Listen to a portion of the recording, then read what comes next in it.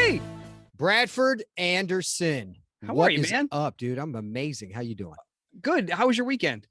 Weekend was great, dude. Everything's Yeah? good. Yeah, everything's good. Did some Emmy stuff, which we keep on the down low. But Whoop, whoop. other than that, family stuff and our stuff and just living life, man. Amazing. Yeah, dude. Yeah. Now for those who don't know, we have a Port Chuck concert coming up. And Yes. we are kind of honing in on the songs and We are. yeah, thinking about rehearsals. That's what I was thinking about. Dude, well, Zoinks.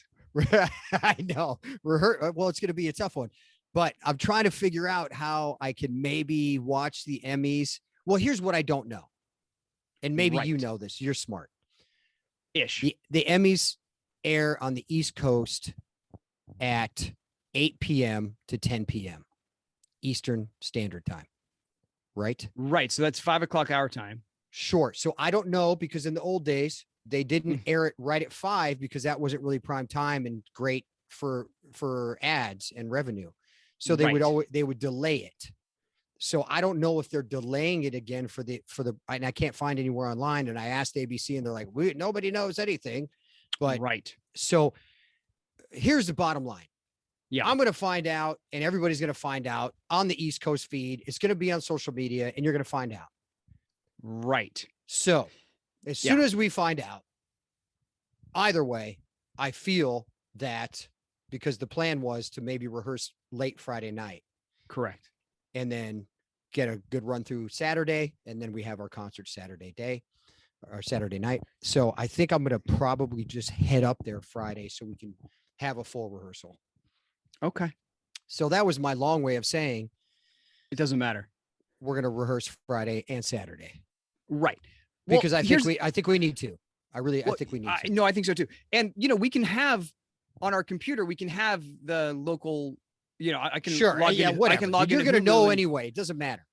Right. So if it's airing on the West Coast, we'll be able to watch it as it's happening. And that would be fun. That would be fun to do that. It'd be great. We can cheer on our people. We can throw up some lenses on the old Patreon. Yeah, that'd be great. Absolutely.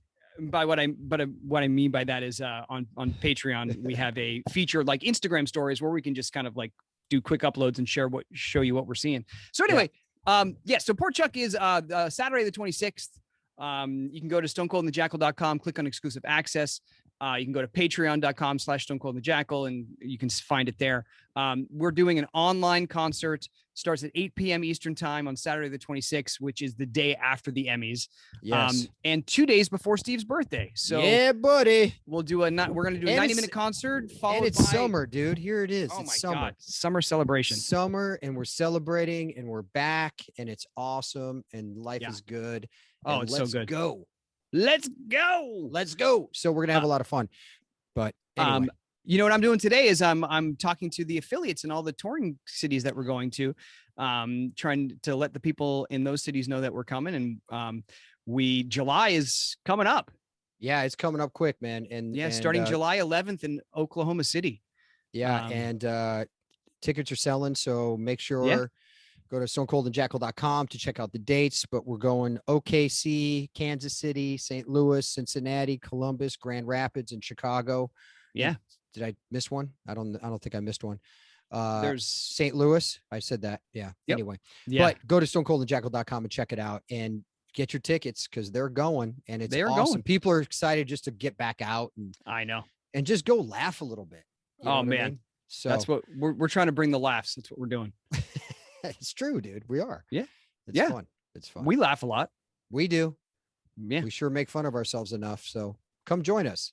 Yeah. We are ripe for that. Yes. I was just going to say, don't throw tomatoes as you just said. We are ripe for that. So anyway, we got a great guest today, buddy. We surely do. Emmy season is so much fun because we get to revisit with a lot of people that we've talked to at length and get to talk to them about the things that their accomplishments for this year. And, you can talk about the individual scenes that they submitted, but ultimately you celebrate the year.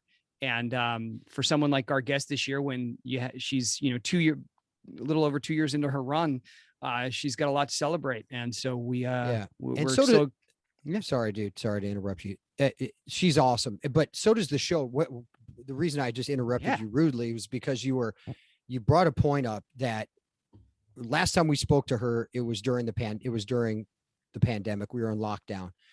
And since that time, Frank fought for us to get back to work.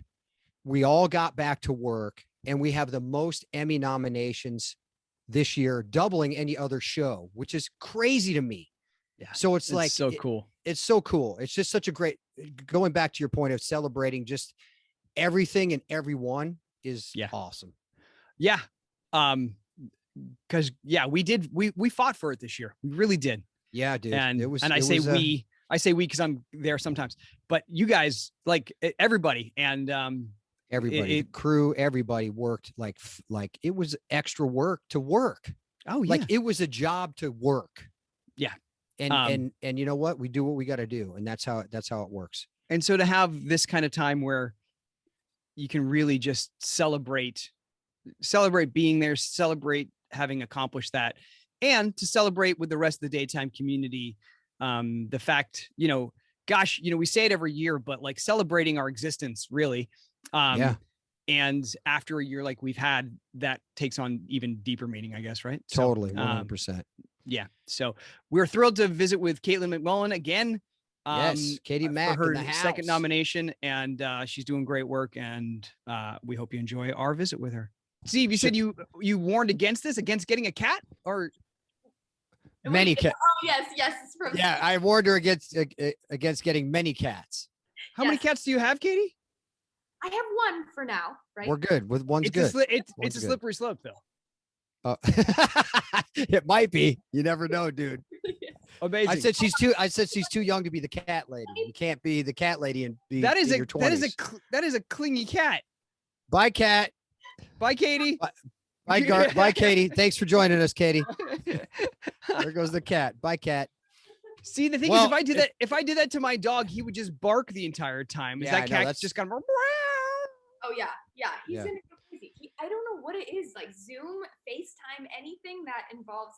Yeah, he's like a kid. Diverting your attention from the cat. Exactly. Well, since we're into the conversation already, go ahead and introduce our awesome guest today, Bradford. I know we have multi-Emmy nominee Katie MacMullen. There you go, Katie Mac. What's up? What's up? Oh my How are you? Steve, you are nominated. Congratulations. Oh, thank you. Thank you. So multiple Emmy nominations. Wow. I mean, that multiple. Just like, because last year we got to talk to you, which was awesome. And we were like heavy in the lockdown last year. Yes. At this time. Right. So, what kind of has changed? Like, where were you when you heard the news this time? Oh, I was in my kitchen right over here. Yeah. Cause last time we had a view of your kitchen. So now we don't. Right. Okay, great. So you're are you taking this a little more in stride? Does this feel like familiar territory? Like, obviously, I'm sure you're gratified and all that, but I mean, it's not. You're like going from like not an Emmy nominee to like all of a sudden I've been nominated for Emmy. Now it's like, oh, okay, multiple Emmy nominees. I mean, you just like lit a cigarette, had a dram of whiskey, and then that was it, right? Exactly. It's another day. Just another day in Katie Mac's world. Exactly. So I was so shocked. Honestly, I was like not expecting it. Like I thought I couldn't top the excitement I felt the first year, but it matched. I was so excited, and just for different reasons, because I think each year is a different set of scenes that you worked on, or like people you worked with, and so it represents something new each year. Very smart. Yeah, it just wasn't. I wasn't expecting it, so I was really excited. That's actually a great perspective. Like now that you said that, like looking at it, because the first time is awesome to get nominated. It was a certain set of scenes. You went through a certain storyline. You're growing as an actress this, in the second year for your nomination. And you're right. It's a different set of stories, set of people that you're working with. So there is a progression, which is cool. So I like that perspective of looking at it like, hey, this is new. Like this is a new nomination completely. Right. Last year it was some dim-witted, good-looking guy and a baby. This year it's a different dim-witted guy and a baby. That's messed up, dude. That's messed up, bro. See, this is what happened when smart people talk to us, Katie. This is what happens. This is what happens. They look down upon us just because they went to college. Big freaking deal. Where's your degree now? Nowhere. That's where, buddy. Nowhere. It's in your freaking filing cabinet. Your kids won't even see it in there. So stop. All right, go ahead, Katie. So, Let's talk to Katie. But tracking the Chase and Michael and Willow and Sasha thing, in terms of your material from last year, is it with those same acting partners? Is it with different acting partners? So I think I'm trying to even remember the first year there was like a range of people. I had Inga, who played my mom, Harmony. I had that's right. Yeah. Michelle Stafford and James Patrick Stewart. I submitted stuff with, gosh, I'm sure Josh was in there somewhere because we worked together so much. Right. And so it was a different range of people. This year it was Becky, so Elizabeth, Josh, who Chase. Yeah. And then yes, Josh and Sophia, so Chase and Sasha. Right. Wow. Well, it's a murderer's row of good acting partners. That's fantastic. I'm so lucky. Yeah. Right. Yeah. I miss Inga. Awesome. I miss. Yeah. She was awesome. Yeah. She was awesome. Yeah. So in terms of your characters, thinking about what your character has gone through, what kind of, is there any sort of, in terms of muscles that you had to flex this year, like what would you say would have been the most challenging part of playing your character this year and maybe tying it to the arc that you put for your Emmys? Oh yeah, I would say was, or at least for last year, you mean for what I submitted? Yeah. Oh yeah. Or just in general, like what has Willow gone through this year that has maybe, been a challenge for you, or at least an interesting flex? Oh yeah. I mean, well, each year has brought something different. Like at first it was, dealing with kind of carrying around this like secret of where Willow came from, and then dealing with once you unpack that, there's so much to deal with, especially for people who have, been in cults or situations like that, that are really, really, really difficult to navigate. Yeah. And unpacking that is really hard. And then, last year was finding out, the baby reveal was like so difficult. I remember Josh was such an incredible scene partner, so supportive. And because that was a hard day, like once you go there with somebody, it's like, it can be a very vulnerable thing, and it can be really difficult to navigate that. But then, I have such a supportive cast all the way around. I think Steve was there to support. Laura Wright was there to support. Janie Francis was like at the bottom of the stairs, like, go home, take a bath. You're gonna I love my co-stars. And then this year, it's like navigating a lie. Like it's something that's a little out of character for Willow to, carry on this big lie. And so navigating like that guilt and that sick feeling in your stomach that you have to kind of bring in, like that's been personally difficult for me, with that feeling of like, oh, I'm doing something really wrong, and this is really going to hurt people and really going to mess up lives potentially, but hopefully it's for the right reason, So and that in itself is a challenge, because I mean, gosh, if your daily scene load is in that world, reminding yourself of where your character has to be to fulfill that stuff, instead of just being like, oh, these are my lines, I got to say them, but reminding yourself of where you are and retaining that can be that's work. Yeah. And so, it's like you have to kind of like bring yourself into it, and then also pull yourself out of it. Right.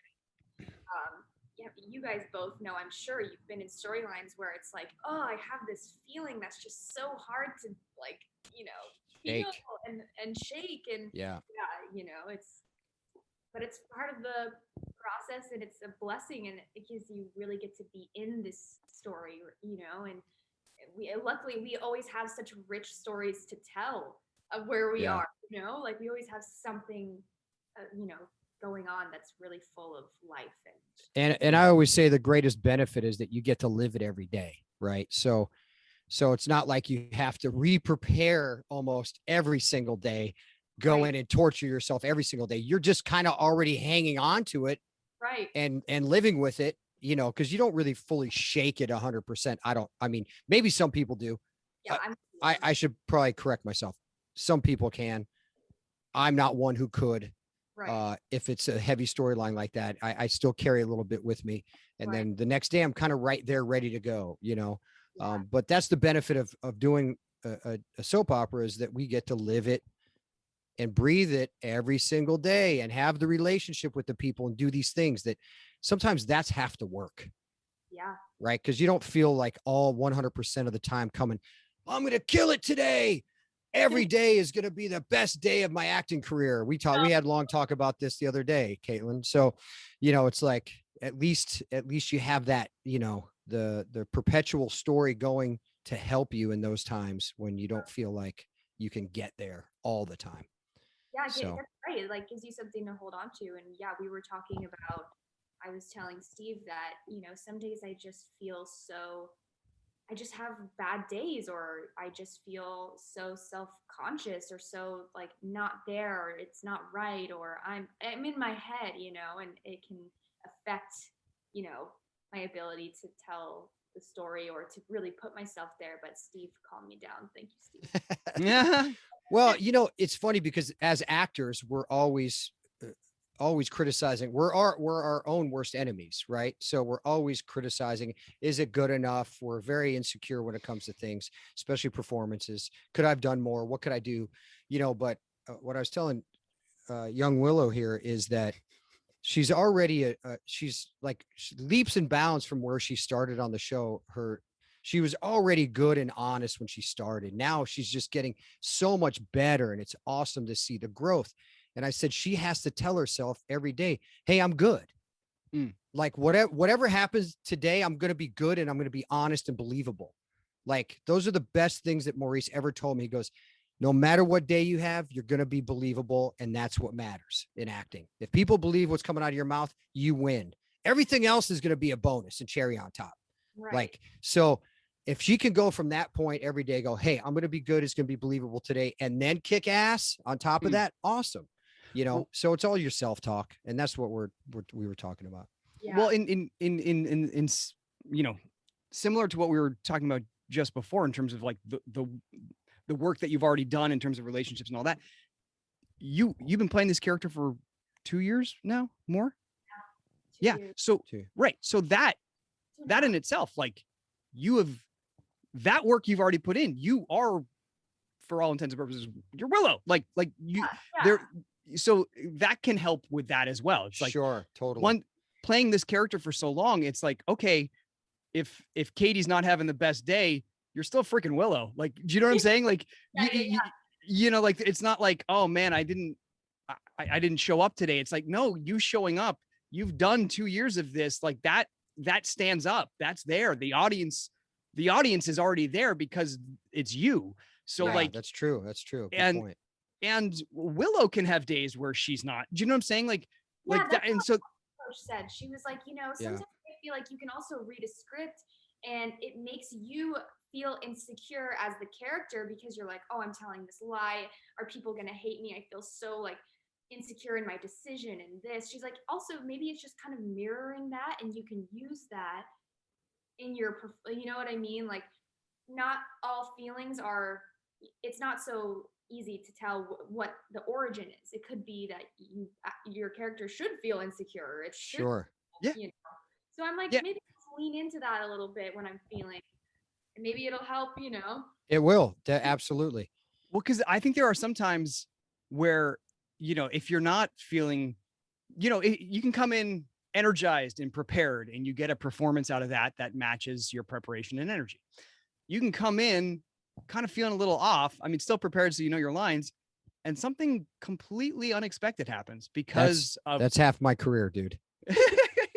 Seriously, dead serious. Yeah, dead serious. You make a great point, because when I was in the thick of it, working every single day, doing all this highly emotional things, you're just exhausted. Like, you're exhausted, and sometimes you just play every scene like, I've been through the grinder, man. I'm exhausted. and you're like, maybe you snap a little more, or maybe you react differently because you're physically exhausted, emotionally exhausted as Steve. And that's carrying over into Jason, which is interesting. It's kind of like theater. I can imagine, right? It can be like theater, Bragg. I haven't done a lot of theater, but I imagine that you can carry things over night to night, and it could take a toll on you, or you find something new or something else happens. But that's what's great about what we do, is that you can carry that with you. Like what you're talking about, Katie, is like, whatever Willow's going through, and Bradford made a great point, you're going to be Willow that day. Yeah. And if you just react a certain way that maybe Katie didn't feel like, or whatever, that's just how it goes. And that's the luxury of what we do. Yeah. The audience gives you that grace, right? 100%. Yeah. And sometimes, especially when you're figuring out a new character, you can be like, ooh, would the character do that? Would the character do that? 2 years in, character can do anything. True. That's so true. Yeah. That's awesome. So what do you think the biggest change is in Willow since you started? What would you feel like character wise? What's the biggest change that Willow has made? Well, I would say, so much has changed. I think it's that life that Willow brought into the show, which was, the dawn of day situation. She was living in a lot of like paranoia and fear. And like I said, like unpacking all this stuff that happened to her. Mm-hmm. I feel like she's just moved into a place of, it's like being more okay. She was like fighting for this kid. Now she's kind of like, she's still the mother to Wiley. She's, in a relationship, even though of course the whole lie thing is happening, but I feel like she's in a place of more like, I'm at peace with where I'm at, and I feel like that's a big change, because Willow was never at peace before, right. Yeah. Fighting for something. Yeah. Awesome. Yeah. What about you personally in the last 2 years? Oh, wow. What's, because obviously COVID was a trying time, and us going back to work, and look, you've been there for 2 years now. You've been with new people. You've been killing it. You're nominated for 2 Emmys, and what do you think, looking at, just at yourself, like, hey, I did great in this area of my life. I'm doing better here, or whatever. And if you don't have an answer, you don't have an answer. That's fine too. So I would say the biggest change would be probably in the way I go about I'm gonna decline. Yeah. Bye. That was Shiloh. Decline that. Yeah, that was Shiloh. Voicemail? No, I'm kidding. I would say, well, first of all, I'm in a relationship. I should say that. Okay, great. I'm in a relationship, and I love him, and he's taught me so much. I feel like I'm trying to grow in the ways that I can show up in relationships with other people. Awesome. Like, I felt like I was kind of in a place of, my career is just starting, like, I'm it's almost like me, and I wasn't in a relationship, so it was okay to kind of, I would still show up for my friends and stuff, but I was kind of more focused on, myself, and when I got in a relationship, it forced me to change, in that I need to think about how my actions can affect my partner, or I guess just more so showing up for other people in my life and making that a priority.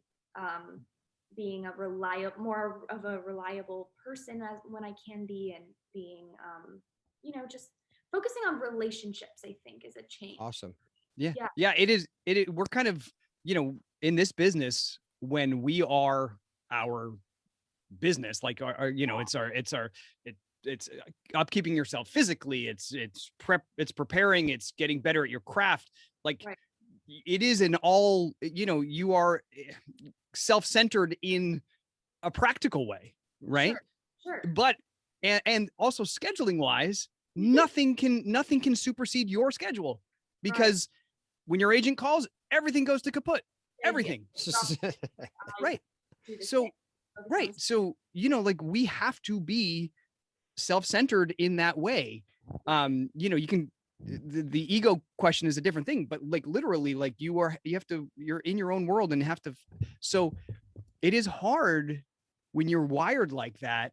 Yeah. To exactly what you said. So the fact that you're thinking about that and learning about that is, I didn't really figure that out till I was last week.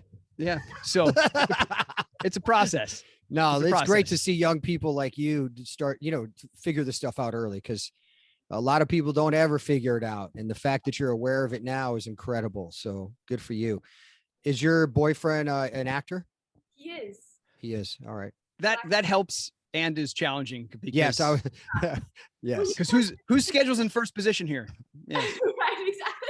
Yeah. Well, the lady is. The lady's in first position, sir. Yeah. That's who's in first position. That's so funny, dude. That's awesome. We met in acting school, so we kind of we did plays together in one act. Right on.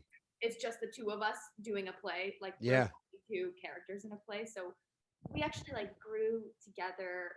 I mean, grew close through that, and he was actually with me when I booked General Hospital.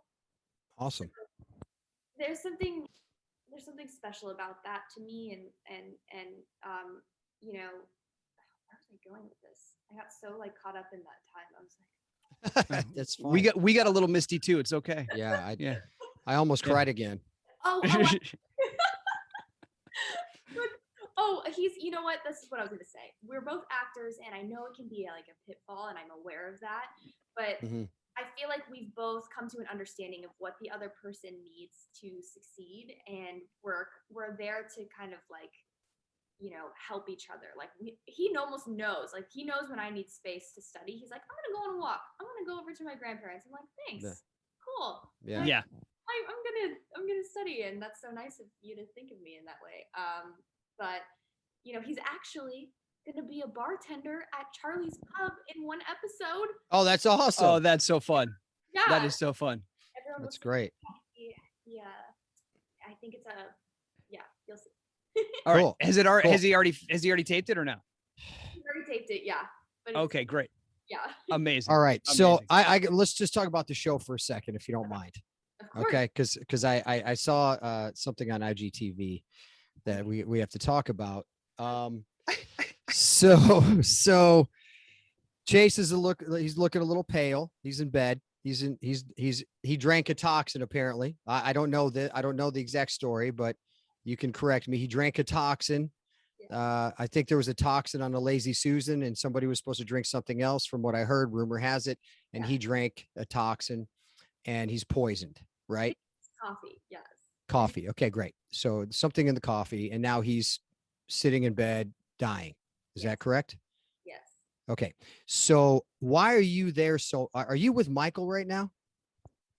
Okay. The thing was, I think, so Chase and Willow were trying to work things out. Same with Michael and Sasha. Okay. Well, okay, hold on. Just answer my question for a second. Okay. I just need straight answers here. This is like the PCPD. Okay. So are you with Michael right now on the show? In secret, yes. In secret. See, now, do you see this? This is like me asking my teenager questions. I'm getting the answers. So, yes. So in secret, you're with Michael because you want to be together for Wiley and the kid? I think we just want to be together in general. Okay. We were in a kind of arranged marriage situation, but we actually fell for each other. And you did. Our exes came back around and said, "Oh, this affair wasn't real." We had developed feelings for each other. Right. Okay. So in the meantime, Michael and Sasha were supposed to kind of be together. Yes, they were. And that work things out, and me and or Willow and Chase were. Okay, but you guys were put into kind of an arranged situation where you and Michael fell for each other. And then the other two are just kind of dangling in the wind. Well, she's not really dangling in the wind because she's with Brando. Yeah, she's with Brando. Yeah, she's moved on. So no, yeah, so are you just pretending for Chase's sake that you're still together and also he might be dying, so you want to be by his that kind of thing? Yeah. So basically, Michael and Willow hooked up, confessed their feelings. Willow showed up at Chase's apartment to break things off and to tell him that she had feelings for Michael and they didn't leave. and he passed out in front of her.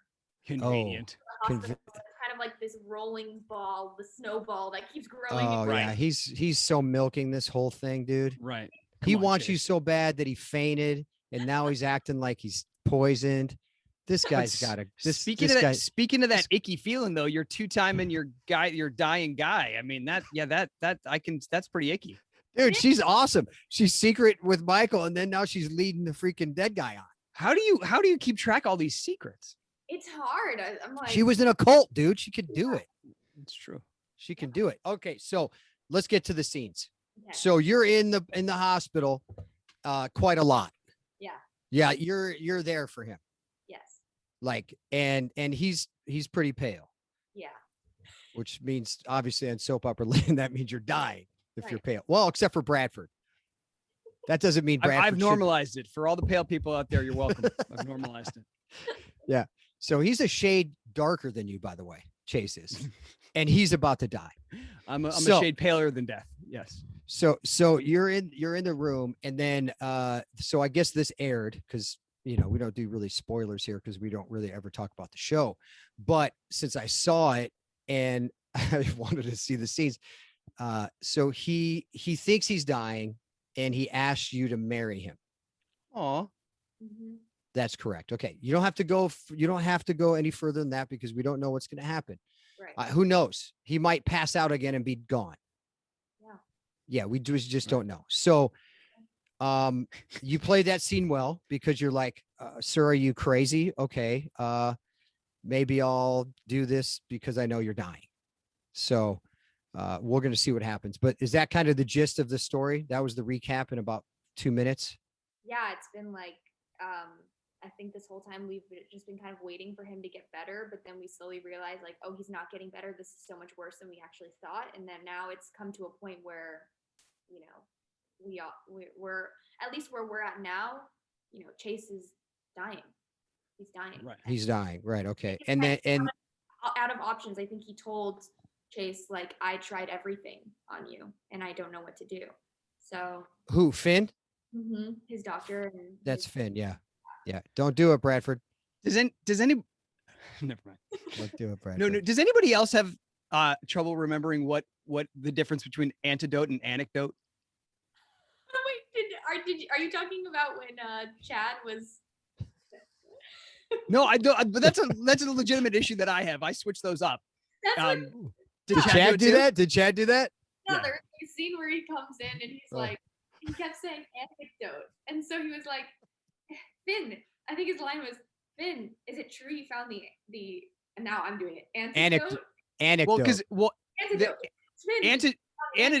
Yeah, not and an anecdote is like anecdotal, like it's like a riddle, right? We were laughing, and they ended up changing it for him. I think it was the cure. They changed it to the cure because he didn't want to say it because he's like, it's a tough word because it is a tough one. The consonants in the middle can really get mixed up, and it changes the word entirely. Although I don't think you get judged too harshly by the audience, but nonetheless. Yeah. No, I honestly didn't. I was like, antidote. Isn't that what we were talking? Oh, antidote. I get. There's a antidote. Little. Yeah. That's funny. Yeah. Well, you are in a gauntlet of emotion. Yes. And you're handling it incredibly well, obviously evidenced by your latest Emmy nomination. Oh. And I can't wait to see if you marry dead Chase or not. Does he have anything that you'd inherit? I mean, that's something to consider. Well, if on a soap opera, that's the first thing you would consider. I mean, like, how much money do you have? Well, like, do the parents have any money? I'm confused. Hold on. Can I ask another question? I know we're about to wrap up. A house in what's it called? The house in where we decorated the room. Chase has a nice house. Chase's parents have like a vacation house. Oh, his parents. Yeah, his parents. That's my question. Yeah. And Nantucket. Oh, that's expensive. There once was a man from. Shut up. We heard a lot about the plan for watching the Emmys with your family in your kitchen right? Or no, you were going to go to your parents' house. I vaguely remember this. Yeah. What are the plans for this year? I'll probably, I don't know. I haven't even sorted that out yet, but I'll definitely be with my boyfriend and potentially my cat. Yeah, and the cat's I don't think around. you have. I don't think you have a choice. The cat's Yeah, gonna. he's- The cat's he's- gonna do he's what the cat's going, gonna bro. do. Yeah. Yeah. So awesome. No matter Do you have a what. cat costume? Do you have like a cat tuxedo for him or something? I do have I have different choices of bow tie for him. Dude, please take a picture of that. That's amazing. I will. There's an orange one. There's a little green one. There's a holiday one. Oh, nice. My collection keeps growing, so I'm really. What is the cat? What is the cat's name? Astro? Astro. Amazing. All It's a right. great name for a cat. That is Yeah. a good name. That's a good name. Well, congrats on all the great work and Yeah, Katie, thanks for spending time with us. We appreciate you. the Emmy nominees. It's always You're awesome. Thank you, Katie. Bye, young Willow.